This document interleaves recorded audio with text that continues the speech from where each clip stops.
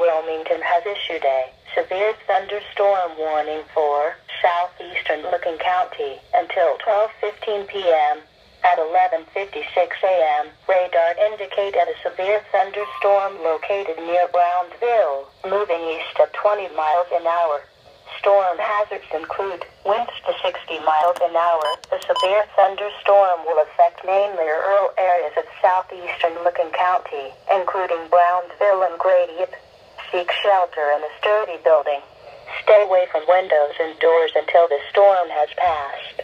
To report severe weather, go to our website at weather.gov/ILN and submit your report via social media when you can do so safely.